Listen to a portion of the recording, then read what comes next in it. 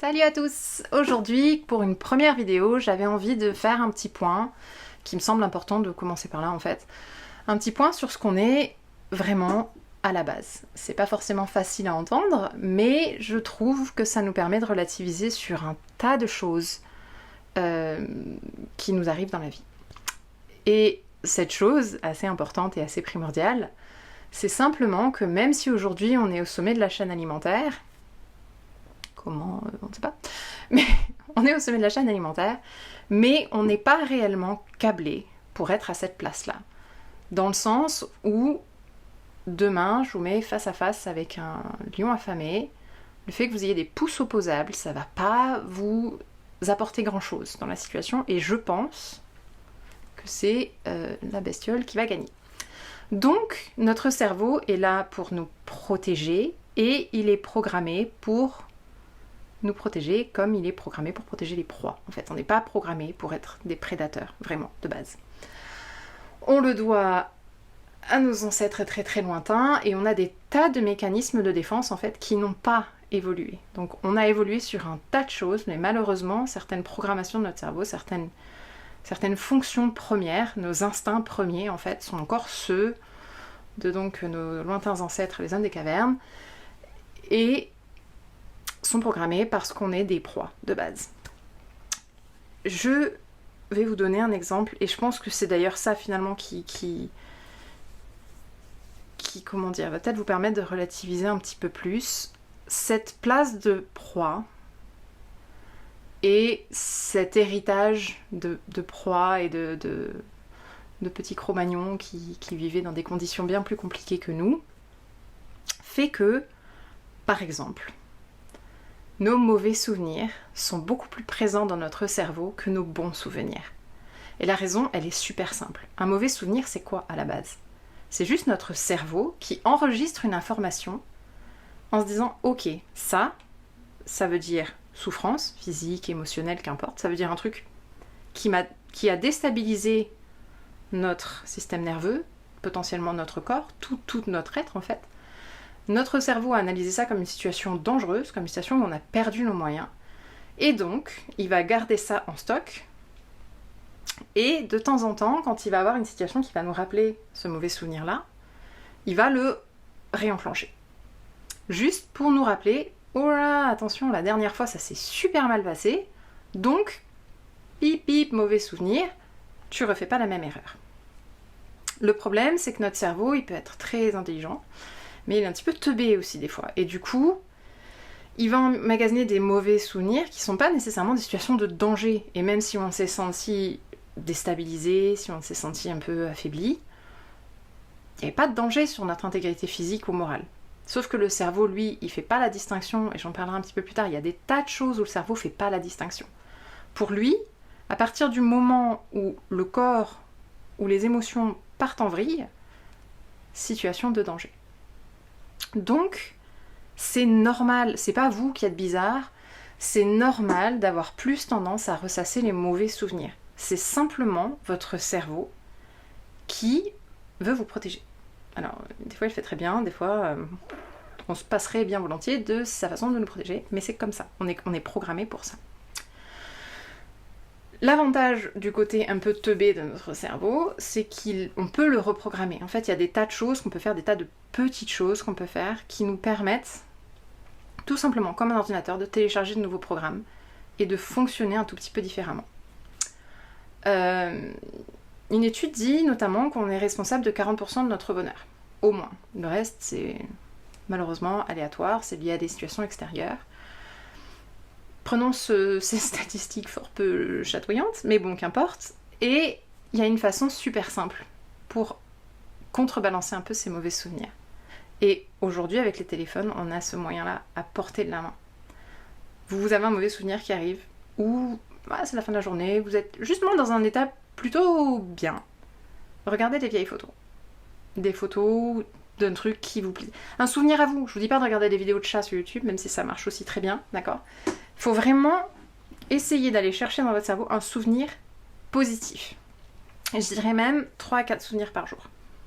Mais des bêtises, une petite photo, une petite vidéo, Même un truc sur les réseaux, mais un souvenir à vous, quelque chose que vous avez vécu vous, juste pour que ce soit vraiment mieux ancré, d'accord? Les souvenirs des autres, c'est pas qu'on s'en fout, mais là en l'occurrence ça nous sert à rien. Donc vraiment, 3-4 fois par jour, 2 minutes, mais 2 minutes, même pas. Vous regardez une photo qui vous rappelle un bon souvenir. Mais pas, vous scrollez pas vite fait dessus. Vous arrêtez 2 secondes, vous dites ah ouais, ça c'était cool. Et ça permet de contrebalancer un petit peu ces mauvais souvenirs. C'est voilà, un petit truc qu'on peut faire simplement. Je vous donnerai aussi d'autres astuces. Il y a le fait d'écrire des tas de choses aussi qui peut vous aider. Mais j'en parlerai peut-être plus tard parce que j'aimerais bien développer ça. Donc toujours est-il que voilà, notre petit cerveau de Cro-Magnon, il va stocker plus facilement, il va faire revenir plus facilement les mauvais souvenirs que les bons. C'est à nous, petits humains modernes, de faire en sorte de faire revenir les bons souvenirs plus que les mauvais. Juste pour que le cerveau comprenne, ça va, détresse, tout est bien. Il y a un autre problème en revanche, qui fait que c'est pas facile de rappeler à notre cerveau que tout va bien, débranche. Et c'est aussi lié au fait qu'on est programmé pour être des proies. On va donner un exemple. Un lion dans la savane qui se balade, comme il est au sommet de sa chaîne alimentaire, il va être attentif, parce que bien évidemment, s'il croise un autre lion ou un autre prédateur, il est potentiellement en danger. On va dire qu'il peut se la couler douce, parce que, concrètement, même s'il croise un prédateur, il sait qu'il a ses chances de s'en sortir. Donc, son cerveau n'est pas en mode alerte absolue, parce que, chill, ok ? Il sait qu'il peut s'en sortir. Une gazelle, en revanche, elle va pas se promener dans la savane toute seule en mode chill parce qu'elle sait très bien qu'elle n'a pas les capacités, si jamais elle croise un prédateur, de s'en sortir aussi facilement que ça. Donc le cerveau de la gazelle, et je suis désolée mais on est plus des gazelles que des lions, le cerveau de la gazelle il est programmé pour être en alerte constante. Les choses qui vont rassurer la gazelle et qui vont un peu amoindrir son état d'alerte constante, c'est le fait d'être en troupeau, parce que du coup, elle sait que, déjà au pire des cas, il y a quelqu'un d'autre qui va se faire bouffer, ça rassure, mais elle sait aussi que si jamais elle manque un signal, il y a d'autres personnes qui vont le voir et elle va pouvoir réagir en fonction de leur réaction plutôt que du signal. La deuxième chose qui va la rassurer, c'est d'être dans un environnement où elle est en contrôle, c'est-à-dire un environnement où elle peut voir tout, enfin où elle a en tout cas une vision qui est quand même plutôt ouverte, voire même peut-être un endroit qu'elle connaît parce qu'au moins elle sait que là, derrière le buisson, elle peut potentiellement gagner un autre chemin qui va lui permettre de s'échapper plus vite. On est pareil, les gars.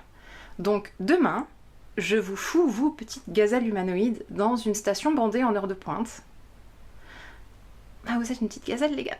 Donc, votre cerveau, même s'il a fait le trajet 25 000 fois et même si vous êtes habitué à ce métro en heure de pointe et que donc vous ne ressentez pas le stress, vous le ressentez plus, vous l'avez peut-être ressenti les premières fois, maintenant vous êtes habitué. Mais votre cerveau, lui, il est encore en alerte constante. Parce que c'est son rôle de toute façon. Donc, il va être aux aguets tout le temps, ce qui est ultra fatigant nerveusement. Et physiquement d'ailleurs. C'est pour ça aussi que les gens en ville, ils sont vachement fatigués, qu'on dit que les Parisiens, là. Tous les gens dans les grandes villes, ils ont le cerveau qui est constamment en alerte constante. Qui est constamment en mode « Oh là là, il y a un truc que je sais pas, c'est quoi, est-ce qu'il faut que je fasse quelque chose ?» Du coup, le système nerveux, il est à fleur de peau. C'est aussi pour ça que les mauvais souvenirs reviennent plus vite quand on a le système nerveux en mode alerte, parce que du coup, le cerveau qui est complètement en PLS, il se dit « Bon, ok, il y a des situations de danger, je sais pas trop, je vais balancer un peu des mauvais souvenirs, des trucs, des leçons, hein, comme ça, on va peut-être éviter des situations dangereuses. » Il fait pas la distinction entre ce qui est réellement dangereux et ce qui l'est pas nécessairement, d'accord ? Donc, votre cerveau va vraiment être en mode alerte rouge, et c'est encore pire quand vous êtes dans une situation où votre environnement n'est pas stable, n'est pas connu, parce que vous êtes une proie, les gars, je suis désolée. Même les gros caïds qui font genre ouais, gna, vous êtes programmés pour être des proies. Et c'est d'ailleurs pour ça souvent qu'on a des gros caïds qui sont vachement gros caïds, parce qu'ils sont peut-être un peu conscients d'être des proies aussi de base. Mais ça aussi, j'y reviendrai après. Toujours est-il que donc, soyez sympa avec votre cerveau. parce que rappelez-vous que son but, son seul et unique but, c'est de vous protéger. Il est programmé pour faire en sorte que votre intégrité, en tout cas physique, soit protégée. Okay, l'instinct de survie, le pur instinct de survie. Et donc quand on a un système nerveux en mode alerte, c'est très très compliqué de relativiser sur beaucoup de choses. Parce que c'est ça qui prend toute votre attention. Alors vous allez me dire, ouais, mais moi j'habite en ville, je travaille, je suis obligée de prendre le métro, machin, comment je fais? Je suis tout le temps en mode alerte, ok. Bah ouais, alors déjà désolée. Et c'est aussi pour ça qu'on a peut-être un peu moins de dépression dans les cadres un peu moins villes, mais c'est encore autre chose. Il y a aussi des moyens assez simples pour calmer tout ça. Et il suffit de pas grand-chose, 5 à 10 minutes. Alors je vais vous dire un truc, j'étais vraiment pas pour les méditations avant. Et quand on a le cerveau en mode alerte, c'est très très compliqué de se mettre en méditation. Mais si vous y arrivez, tant mieux. 5 à 10 minutes par jour, vous rentrez à la maison ou le matin en vous levant. Vous faites le vide 5 minutes, 10 minutes si vous pouvez. Juste souffler, enlever la pression un petit peu. Ça marche super bien. Moi, au départ de la méditation, je m'asseyais, puis j'avais le cerveau qui bouillonnait, j'avais toutes les idées. Je sais plus le truc, genre j'avais 17 fenêtres ouvertes, je savais pas d'où venait la musique, enfin bref, vous voyez, totalement ordinateur, clairement. J'ai commencé avec le sport. Le sport, tout bête, la Zumba ou les trucs de fitness. Juste le simple fait d'être dans un cadre où on se sent en sécurité et où on fait quelque chose qui nous permette de nous concentrer sur le présent. Quand vous faites du sport, quand vous faites de la méditation, ou quand vous faites de la danse, quand vous faites... Enfin, c'est vraiment ce qui vous... Ou quand vous écrivez, il y a des tonnes et des tonnes de choses. L'important, c'est vraiment de faire une pause 5 à 10 minutes par jour et d'être dans le moment présent. Dans un cadre où vous vous sentez en sécurité, ça peut être dans votre salon, ça peut être dans votre chambre, ça peut être dans les chiottes, les gars. Ça n'a pas d'importance. Juste envoyer au cerveau le message, ok, là je suis safe. Et pendant 5 à 10 minutes, on ne pense pas à ce qui s'est passé il y a 5 minutes, 10 minutes, 1 heure, 3 jours. On ne pense pas à ce qui va se passer demain, la semaine prochaine, dans un mois, les factures à payer. On arrête et on se concentre sur le maintenant. Maintenant, je suis là, je suis en sécurité avec moi-même. Et ça, c'est super important. Et finalement, je vais peut-être vous parler du journaling maintenant, parce que je trouve que ça peut être aussi une bonne idée pour ceux qui n'arrivent pas à se poser 5 minutes. Vous pouvez prendre un journal. Il y a aussi des gens pour qui ça marche très très bien de prendre un journal. Et le soir ou le matin, comme vous voulez, vous vous concentrez sur 3 choses qui vous ont fait plaisir aujourd'hui ou hier, donc en fonction de si vous faites le matin ou le soir. 3 choses qui vous ont rendu heureux, vraiment. Ça peut être une bêtise. Je sais pas, la machine à café m'a rendu ma pièce mais m'a donné mon café quand même. Ouh, j'ai eu un café gratuit. J'ai rencontré machin, c'était super, ça m'a fait plaisir de l'avoir, même si c'était 5 minutes. Parfait. Donc 3 choses qui vous ont fait plaisir. 3 choses dont vous êtes fiers, que vous avez fait, vous, et ça peut recouper des choses qui vous ont fait plaisir, mais si vous pouvez faire 3 choses différentes, c'est encore mieux. Dont vous êtes fiers. Là aussi, ça peut être une bêtise. Aujourd'hui, j'ai fait 10 000 pas et 5 pas au lieu de 10 000 d'hier. Je suis trop fière, je fais 5 pas de plus, c'est la fête. On s'en fout. Soyez fiers de vous, bon sang, célébrez les petites victoires, ok? Et ce que vous pouvez mettre aussi, c'est 3 actes de gentillesse. C'est mieux si vous arrivez à les trouver chez les autres. Mais c'est bien aussi si vous arrivez à les trouver chez vous. 3 trucs que vous avez trouvé gentils. Je sais pas, j'ai aidé machin. Tiens, un truc aujourd'hui, elle m'a aidé à remplir mon papier. Qu'importe. 3 choses qui vous ont fait plaisir. 3 choses dont vous êtes fiers. Et 3 actes de générosité, de gentillesse, de votre part ou de la part de quelqu'un d'autre. Vous pouvez noter d'autres choses, d'accord? Ça, c'est que des exemples. C'est ce que moi j'avais fait. Et je crois que c'est ce qu'Emma Watson fait aussi. Et puis bon, bah les classes quand même, donc pourquoi pas. Vous pouvez écrire n'importe quoi. Mais essayez vraiment quand vous faites quand vous écrivez comme ça vos petits journaux intimes, de vous concentrer sur les choses positives, ok? Que Trucmuche, il vous ait cassé les hum toute la journée. Non, ok? Ça, on prend une grande inspiration et on laisse tomber. Donc vraiment, essayez d'avoir cette petite bulle à vous. Lire, mais même lire une BD, d'accord? N'importe quoi. Vraiment, faites quelque chose qui vous fait plaisir. De préférence, pas sur les écrans, parce que les écrans stimulent aussi pas mal de choses dans notre cerveau qui sont pas forcément très relaxantes. Donc si vous pouvez vous mettre, en plus maintenant sur YouTube il y a des tas de méditations guidées aussi. J'ai aussi beaucoup commencé comme ça parce que j'arrivais pas moi-même à débrancher. Avec les méditations guidées, ça vous permet d'avoir quelqu'un, c'est comme de l'hypnothérapie concrètement. Ça vous permet d'avoir quelqu'un qui vous explique comment faire. Et aussi simplement, votre attention du coup elle est plus vraiment là, elle est sur ce que vous entendez. Et ça aide quand même énormément d'avoir une guidance, en tout cas pour les premières fois. Mais voilà, 5 à 10 minutes par jour, juste on coupe tout. On lit, on danse. J'ai découvert aussi quelque chose récemment qui s'appelle la danse extatique. C'est-à-dire que si vous êtes comme moi et que vous dansez comme un pied, enfin du coup pas comme un pied, parce qu'un pied c'est censé bien danser, mais que vous dansez comme je sais pas quoi, comme un ballet, la danse extatique c'est super cool parce que déjà c'est conseillé de le faire les yeux fermés, donc comme ça vous voyez même pas à quel point vous êtes potentiellement ridicule. Et c'est pas un rythme vraiment... ça nécessite pas des mouvements spécifiques. C'est vraiment vous laisser emporter par la musique, faire n'importe quoi. Et en fait, faire n'importe quoi, ça fait du bien. Parce que du coup, pareil, on s'écoute pas. On écoute la musique et on laisse notre corps réagir à la musique. Donc, voilà, essayez de trouver une solution. Le sport, c'est aussi un super moyen. Parce que les émotions, ça se bouge, les gars. Donc, la méditation, c'est très joli. Et ça aide aussi énormément, mais il faut bouger. C'est important. En médecine chinoise, ils parlent du qi, donc les énergies aussi qui stagnent. Donc il faut faire bouger vos énergies, il faut faire bouger vos émotions. Il faut non seulement les vivre, mais il faut les bouger. Donc, je n'étais pas très fan non plus. Hein. Mais à un moment, il faut faire un peu de sport. Dans la mesure du raisonnable, ça peut être juste marcher. Marcher en forêt aussi, si vous avez une forêt pas loin. Ça aide énormément. Être en contact avec la nature, ça aide beaucoup à remettre le cerveau un petit peu dans sa juste place. Et je voulais finir sur une petite anecdote rigolote, justement par rapport à notre cerveau et son instinct de survie. Alors je suis désolée, vous pouvez couper là, c'est plus très intéressant. C'est juste un exemple parmi tant d'autres. Et je pense que je ferai souvent ça parce que le but c'était d'écrire un bouquin sur ma vie et sur mes expériences au départ. Donc il y aura souvent des petites périodes 36-15 my life.